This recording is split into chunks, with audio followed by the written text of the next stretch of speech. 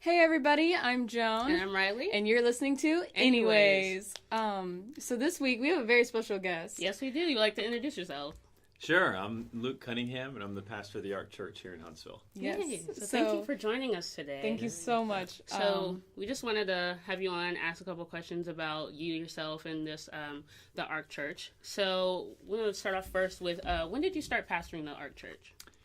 We launched August 20th of 2017, so we've been around just under 2 years, about 19 months. So I was on staff at the Ark in Conroe before, and I was there for 6 years in a number of different roles. Oh, okay. Yeah. Cool. Interesting. So why did the Ark choose SHSU campus? That's a great question. We didn't really choose the campus, and it wasn't really the Ark. It was more my wife and I. We really felt led. We really felt called to be in Huntsville, of all places. We didn't even. It's kind of a funny story, but we knew we wanted to start a church, and we knew we wanted to for a long time, but didn't know where. So we started driving around, going to different places, and we went to all the cool places or places you should go, blah, blah, blah, and didn't connect with any of them. And I remember hearing my pastor, Alan, he said that when he started the church in Conroe, the Lord really spoke to his heart and said, do I owe you better than Conroe? Because he was thinking of different areas. And when he said that, I thought to myself, the Lord doesn't owe me better than Huntsville. Maybe we need to go to Huntsville and see what Huntsville has. And we drove. I went home and told my wife, I said, we're going to Huntsville. And she said, where the heck is Huntsville? And so we drove 40 miles north, and when we passed the white statue, I just leaned over to her and I said, this is where God wants us. This is where we're supposed to be. And then the campus thing just kind of happened. That was another really cool God story. We weren't planning on being on campus, and the Lord just opened a really good door. That's awesome. Yeah. I love that. That's where great. the heck is Huntsville? That was me when I was like, where's Sam Houston? Yeah. I was like, where's the school? Like, I got my giant acceptance white letter. statue, and then what else? And then you found it. Yeah, the school's not even by the white statue. Like, you got to go another 10 minutes past the statue to get to the school. So it's crazy. It's interesting. Oh. Nice little marker there. That's how you know you're getting close. You said, we're almost there. Halfway. Sure. Okay, so what are some of your hopes for the Ark and its effect being on the Sam Houston campus and, reaching out to kind of like college students and like this kind of demographic? Yeah. I think as a church, we're very multi-generational. And I love that about us. We have old people, we have young people, and we have everything in between. And I think that is very beneficial to a student in college on campus because I think they're asking themselves a lot of questions that they don't know the answer to, that people older than them may have the answer to, or may just have the example to. A lot of times it's not always just tell me the answer, it's show me the life. Let me see what it looks like. So that's really important to me, is that we continue with the multi-generational connection within our church. We've got old people that love young people. We got young people that love being around old people. And there's everything in between. But I think that's really important. I think also for us, college seems to be a time where you're told to figure out what you want to do, but you're truly trying to figure out who you are. Yeah. And I think that becomes confusing because you start talking about, well, this is what your major is going to be, yet your major doesn't define you. Yeah. You feel like there's something more to you, or you feel like there's something more you want to live for or be. And I think we as a church can really help people define who they are in a pivotal stage of where they're trying to figure out what they want to do. That's awesome. Yeah, I definitely felt like when I left home, where was I going to find a church? And, we kind of looked around. We did some other churches in the area. And then we're like, let's go to the Ark. And I didn't really realize that it was like on campus. And then we finally go and we're just like, this is perfect. And it's right here. Good. And I feel like I was at home. And I just really feel like I was at home and I was getting like the same love and the same energy as I did back at my home church. So, I love that. Yeah. How'd you feel about it? Did it feel multi-generational to you? Yeah. It did. Who is it? There's the guy that always greets us. He greeted us back at the old LSC, and then he greets us at the new LSC. He's always like, gives us a hug. Good morning, ladies. He's always hugging us. We're like, oh, hey, how you doing? Good. He remembers us. He sees us every Sunday. Yeah. It's very nice. I know same about I felt the same about the Ark. I've been going to the same church since second grade, and then I came to college, which is 4 hours away from my church, and I was like, I don't know what I'm going to do. And so we looked around quite a bit, and then we didn't know where the LSC was, actually. So it took us a minute to find the Ark, but we found it, and it's been great. I'm enjoying it. Enjoying it a lot. Love hearing that. Yeah. Okay. So moving on. So when did you become a pastor? When these angels came out of heaven, yes, and they wrapped this halo around my head, and like you could be a pastor now. Yes, I knew I was called to be a pastor when I was my freshman year of college. I spoke at a youth camp and just saw the Lord work, and I had someone tell me, if you think you're supposed to be in ministry, try to do something else, and if you can't shake that calling or feeling or desire, you know that you're called.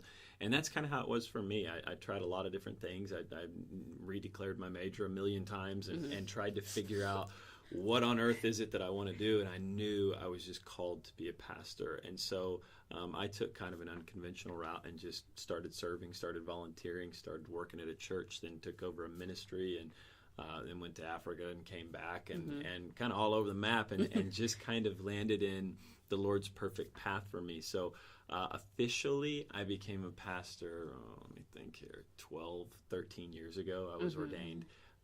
But it was kind of a calling that became an occupation. Gotcha. Nice. So you said freshman year is when you really felt led to become a pastor. Where did you kind of see yourself before then? That's a funny question. So I grew up poor. We didn't have any, we were poor, different lifestyle than most people. And so for me, when you're a poor kid, you want to make money. And so I wanted to be rich. Yeah. And the richest guy that I knew was a stockbroker. And so, the guy walked around with a collar popped up and drove a Cadillac and took me to lunch one day, paid with $100 bill and let her keep the tip. And I was like, one day. That's what I want to do. That's one day. One day I'm going to roll like that. Bills. So I was an economics major. I wanted to be something with money. All I cared about was how you made money. And I realized the emptiness of that pursuit. There's just... Yeah. What rich people know that poor people don't is money doesn't solve your problems. And so I realized there's something greater that the Lord's called me to. Yeah. But yeah, awesome. That was before that. I was going to say, that's a vast difference. Right? Really? Yeah. Crazy. That's funny. So did you notice any kind of judgment from others when you say that you are a pastor or that you wanted to be a pastor? There's something funny about being a pastor because some people see it as this highly elevated, like you walk on like water. Like a celebrity status. It's really weird. Like you do no wrong, everything's perfect, and your life's great.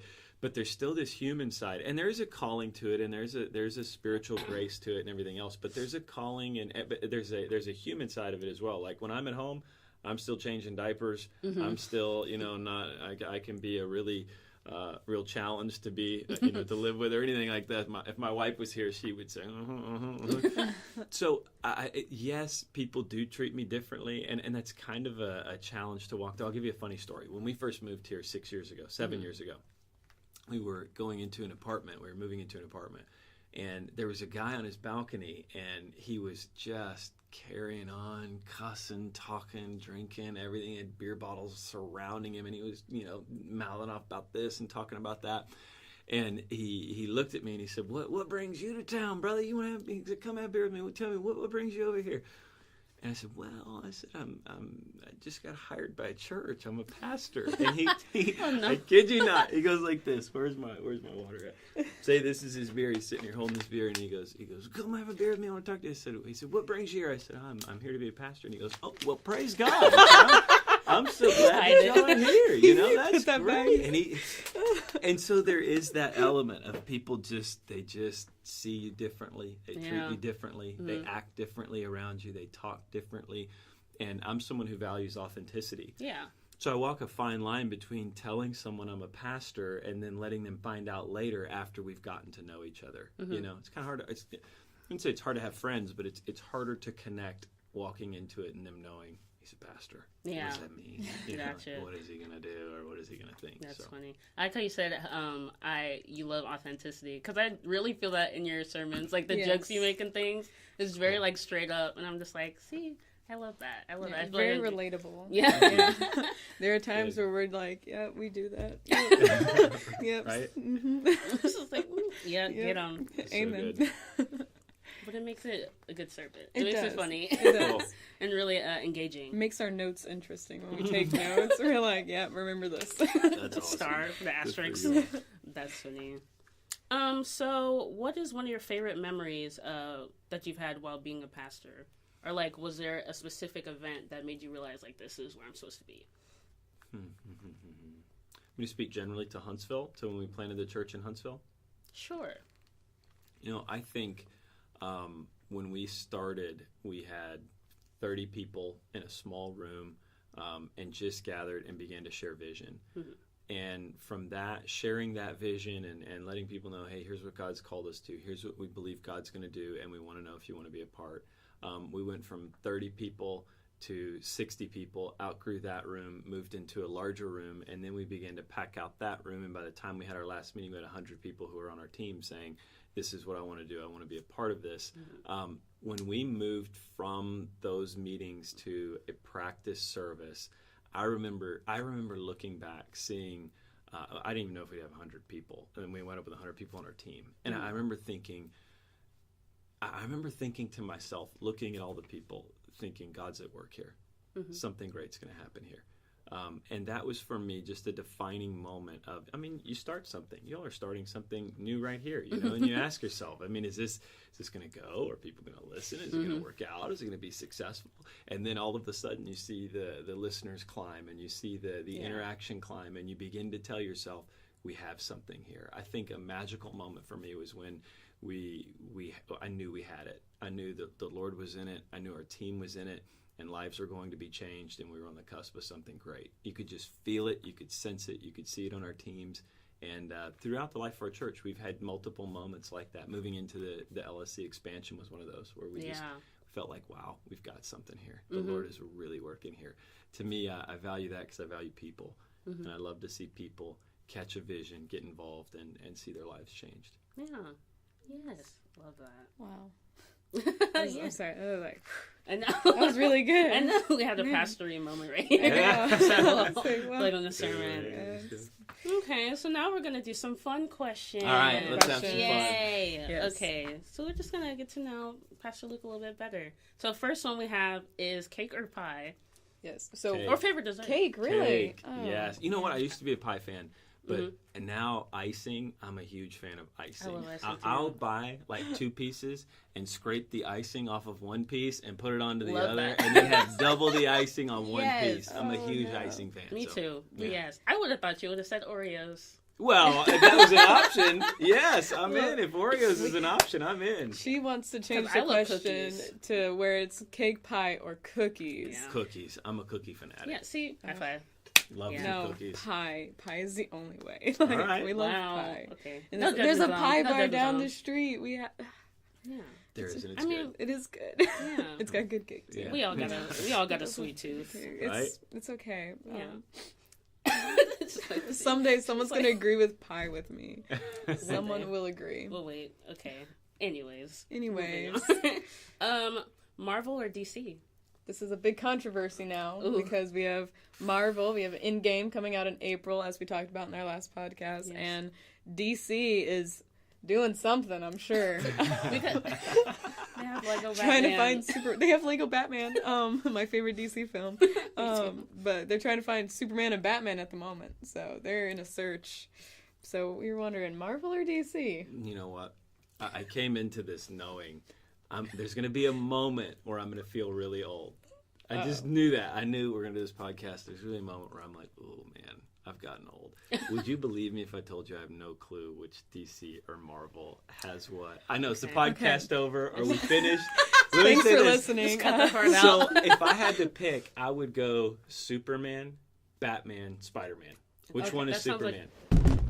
Joan! Sorry, I wanted to show Spider-Man. She's about to kick me. I am. Which one are we with on Superman? That's DC. So DC. You sound like a DC man. DC, but Spider-Man is Marvel. What about Arrow?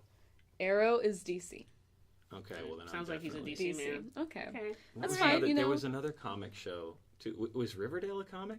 Yes. Oh, yeah, it's the Archie comics. Yes, Archie comics. They don't follow the Archie comics. They're way more happy. But on the show. Then the show is, I went in expecting Archie, and then I came out with another Supernatural, and I was like, I'm not okay with this. But yes, Archie was a comics book series. Very good comic book series. Super cute. A little more in touch now. There we go. See, that's what we're here for. So DC, interesting. Yes. Okay, and then next one is, what are your favorite movies or books? It's like picking your favorite child. Right? Which one's your favorite? I haven't watched a lot of movies in a long time. I like the Bourne series, the typical guy stuff, the Bourne movies, anything spy stuff like that. Ooh. Reading wise, I just read a book called Atomic Habits.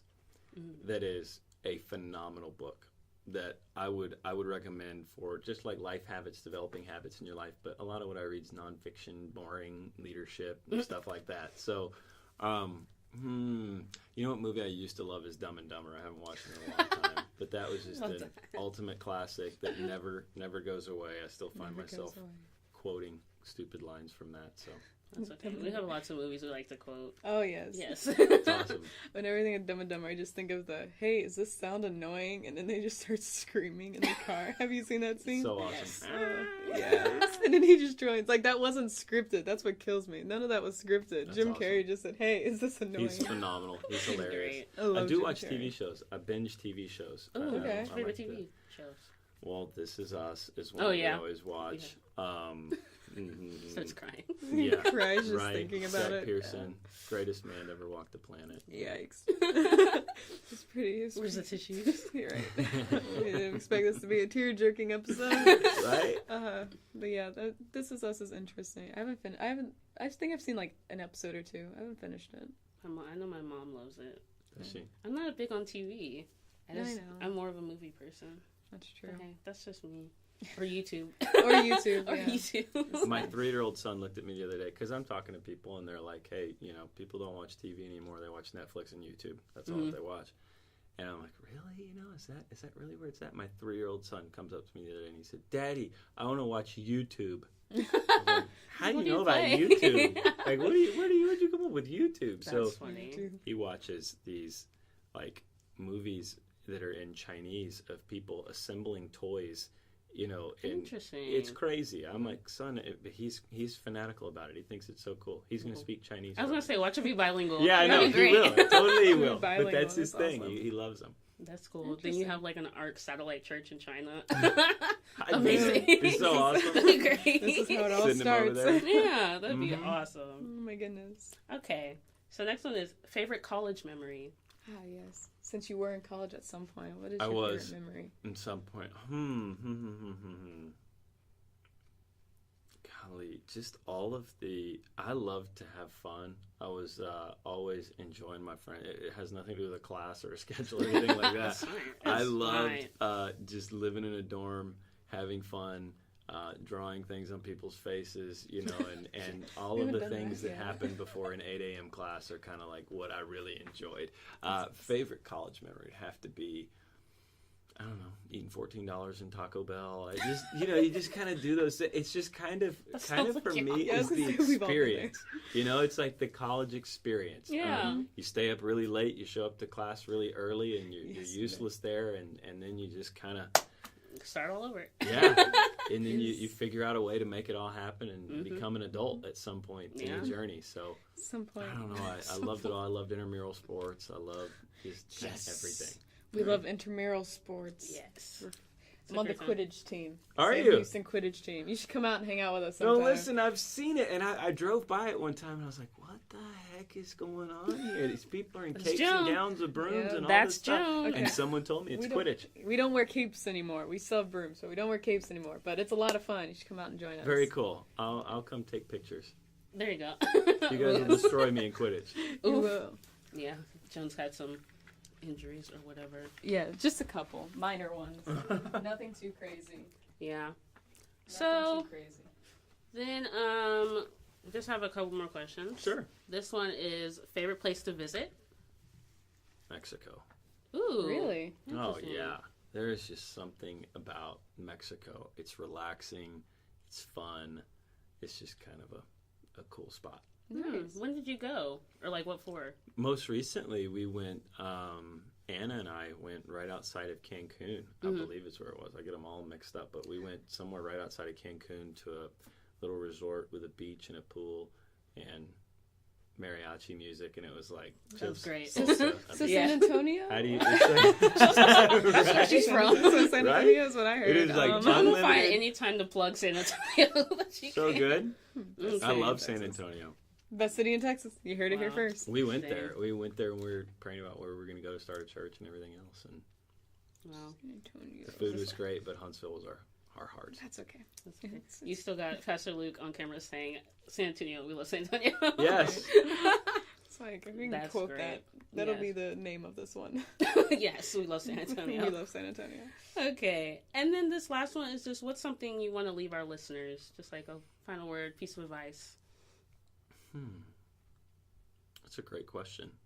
Well, one, I'd encourage you both. I know y'all are worked very hard to do this, and you're still grinding at it. And I think part of recognizing where you're at in college and in life and everything else is grinding. Is just working hard. Is having the courage to start something and having the courage to see it through and to rise above the negativity and the naysayers and people who may not see the vision like you see it, but still to push forward and do it. And that's part of the reason I'm here. I just want to support your vision. I want to encourage you both. But I think in a big picture, I would say if most listeners are college students, back to what we had talked about before, is you're in a place where people are trying to define you by what you'll do, but you know in your heart you're trying to figure out who you're going to become. And I think always recognizing that who you become is far more important than what you do. Yeah. And if what you do births out of who you become, you will be serving a purpose and you'll be living out a calling. Be it whatever it may be. It doesn't have to be ministry. God calls people to do all kinds of things. But when you figure out who your identity is in Christ, obviously, when you find out who God's created you to be, how he has wired you and developed you, and your affirmation of who he is and who he has become in you, you figure out who you become, and then that's how you figure out what you're going to do. When we get that backwards, we allow a declared major or a career or a job to define us. And that's when we're consistently walking through life saying, this is not who I am. Yeah. Like this is not what I was meant to be. God's created you and he's given you an identity in him. And when you figure out what that is, you can live out the calling that he's asked you to do. Yes. How's that? That's awesome. Sounds great. Perfect. Thank you, Pastor Luke. Cool. Yes, thank you so much for coming on. Yes. And joining us. You want to close us out, Joan? I would love to. It's my favorite thing to do. If you like this video and podcast, then make sure to subscribe to the channel and give us a big thumbs up. Hit the bell for little alerts, and you'll get to... Oh, goodness, I keep kicking that. And we'll let you know when we have new content up. We have a new video up every Monday. If you're not already, go ahead and follow us on Instagram at groundfloorco14 and at our Twitter. Yes. At the same handle. I'm Joan. And I'm Reilly. Thanks for listening. Woo! Very well done.